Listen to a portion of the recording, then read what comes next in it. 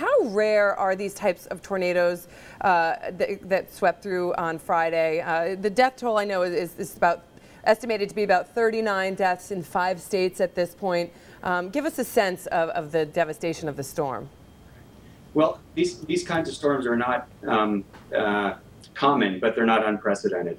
So the strange thing is that usually May is when you've got most of the tornadoes in the U.S., but March and April is typically when you've got some of the more powerful ones that form and some of the more devastating storms historically. And we're looking at some of the pictures here now. Yeah, and Mike, is it the case? I was just watching some of the coverage and our coverage of these things. Is it the case that in different places they have different levels of sophistication and warning systems, and did that make a difference in how much human life was lost in different places? Well, I mean, fortunately, sort of technology is increasingly spreading across the country. Not everybody's got internet, but a lot of people have smartphones. So there is government agencies are texting. You can sign up for text alerts.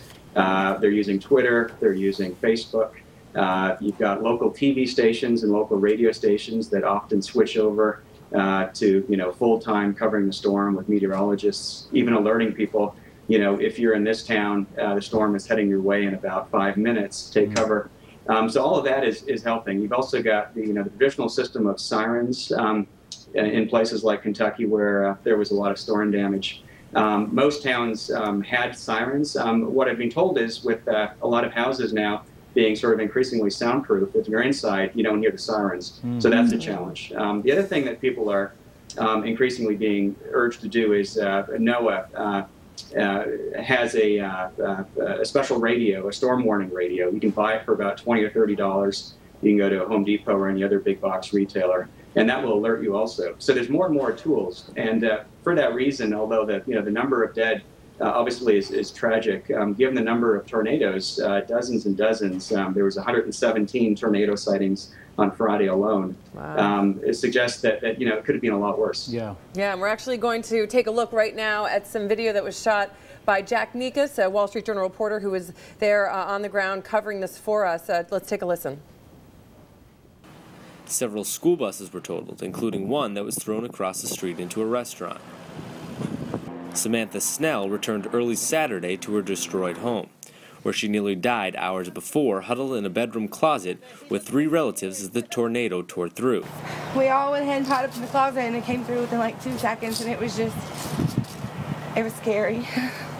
How many of you in the closet? It was me, my brother's fiance, my niece, and my nephew, my son. And everyone got out okay? Mm-hmm. Yeah, thank God we're all okay. And we do have a lot more video of the devastation from these tornadoes on our website, WSJ.com, so people can go there to learn more about this, listen to people who are there and who survived these tornadoes. And Mike, I just want to ask you, tell us a little bit about the reason perhaps that we saw. I mean, you said about 117 tornadoes struck down. Was there something in the weather patterns? I know in your story you have some warm air combined with some colder air. I mean, are this type of weather patterns, are you able to predict these types of events more easily? I mean, we all get sort of warnings when hurricanes are coming or snowstorms are coming, but it seems like these just come so quickly and without warning. Yeah, definitely meteorologists are getting better and better at predicting the possibility or even the probability of a tornado. The problem is a tornado can be formed in a matter of minutes. It's formed out of a thunderstorm. So you can send out warnings, and the National Weather Service did this, warned on Wednesday and Thursday that there'd be more high tornado potential across the country. But it's very hard to predict where they're going to hit and when they're going to hit. So despite a lot of money thrown at this, a lot of science thrown at this, it's by no means can you predict exactly where they're going to hit.